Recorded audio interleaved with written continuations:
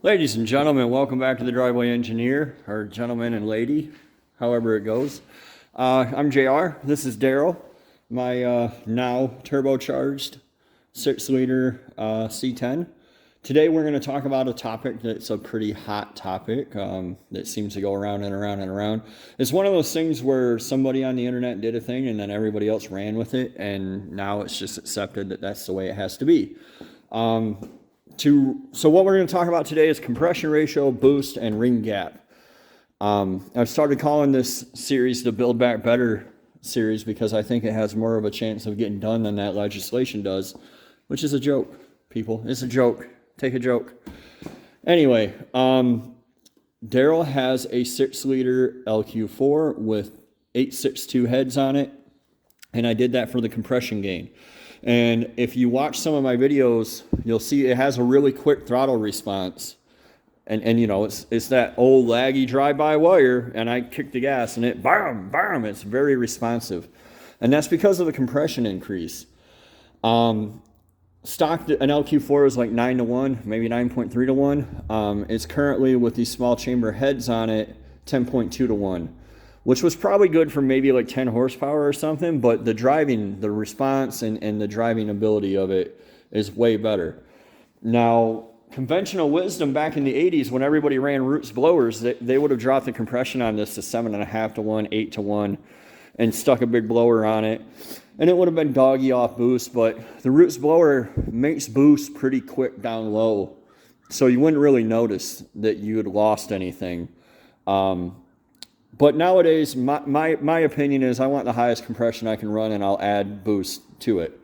Again, I'm only going 10, 12 PSI. This thing can only do 14 or so. I think I saw 15.2 on it before.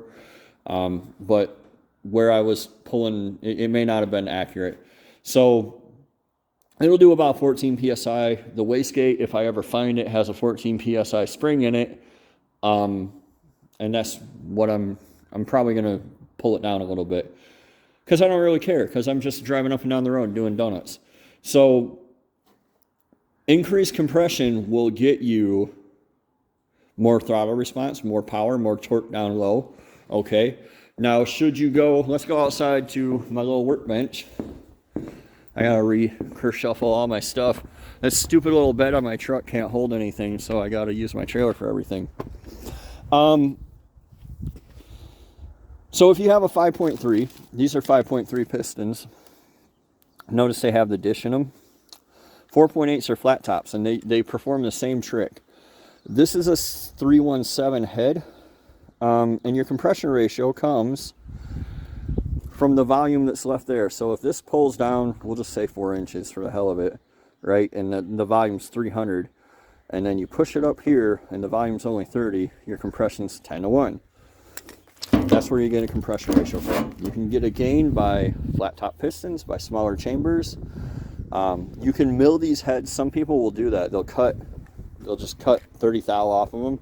But then you throw your geometry off, and then you're like, why does my LS tick? And then everybody else is like, all LSs tick, but mine doesn't.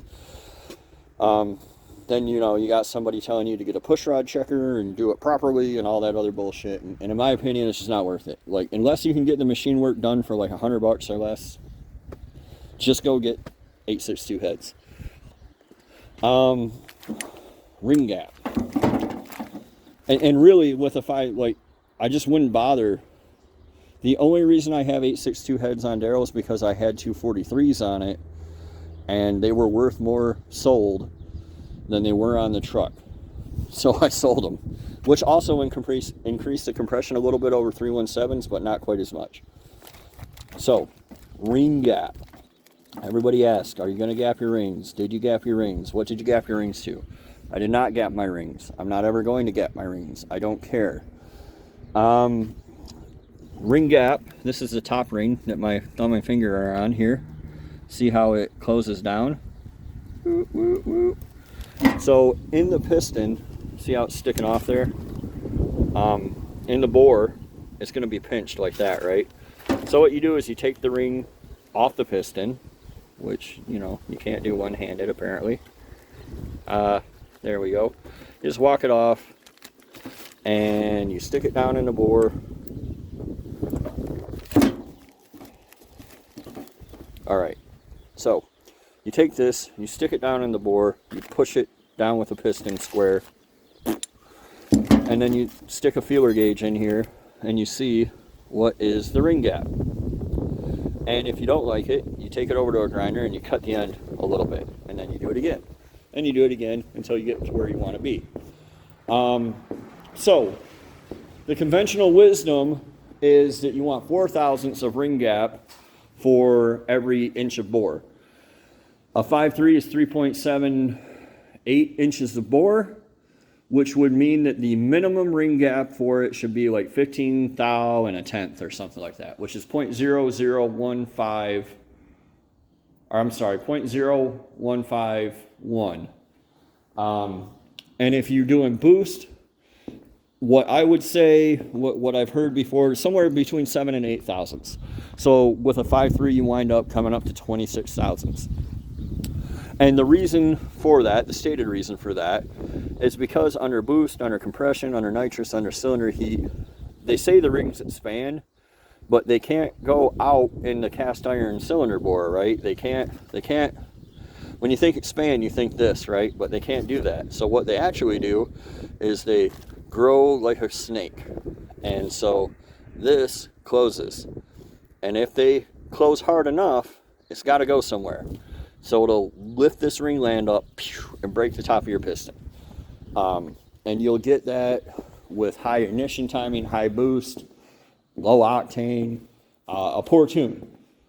Now, I've checked at least a half dozen of these engines out of the junkyard, and I never found one to be less than 22 thousandths of an inch.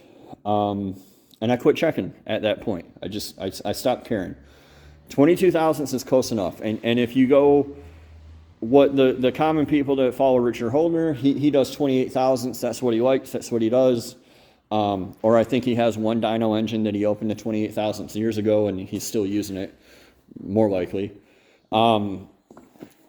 You know, it doesn't matter that it's not 26. It doesn't matter if it's perfect. The spec is a minimum. That's the minimum. Anything over that, you're good to go. All that'll happen, like always, is it'll just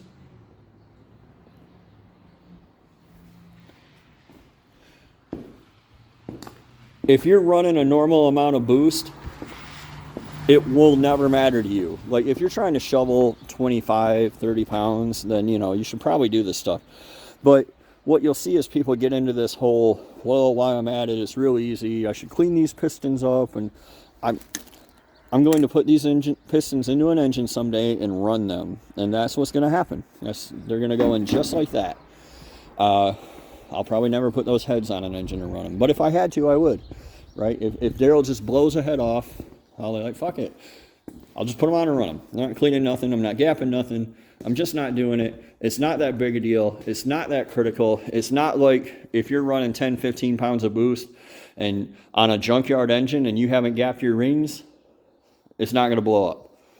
Now, if you're one of those people who, for no apparent reason whatsoever, completely tore apart your 5.3 that ran when you bought it and put new rings in it, then you should probably open them up. Or at least check to see what they are. But I don't worry too much about it. Whatever it is, it is. I wish I had a block here to check this on.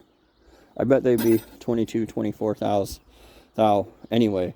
So anyway, that's it. Ring gap, compression ratio, turbos. You guys can see I got the Chevy up on jack stands, or I had it up on jack stands.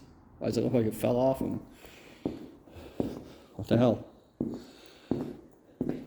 Anyway, it's up on jack stands. I'm going to be working on the crossover and the oil drain, and I want to get some shots of that for you guys so you can see it. I don't have the crossover hooked up because I'm struggling with the clamp, and I tightened the other side, and I shouldn't have done that.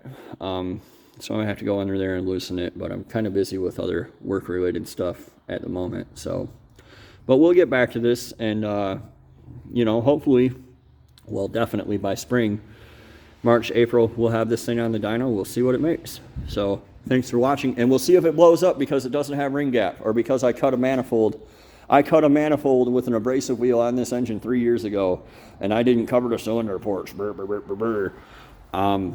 As if the very first time, 200 psi of 1800 degree exhaust gases hit it, it didn't all go straight out the tailpipe. But anyway, I'm sure it'll blow up tomorrow. So thanks for watching, guys. I hope this video helps you. I'm sorry I rambled a little bit. Kind of what I've been doing lately. I don't know what's wrong with my brain, but probably because I'm home all day and I don't talk to anybody but Peanut and Coconut. Thanks for watching, guys. We'll see you next time on The Driveway Engineer.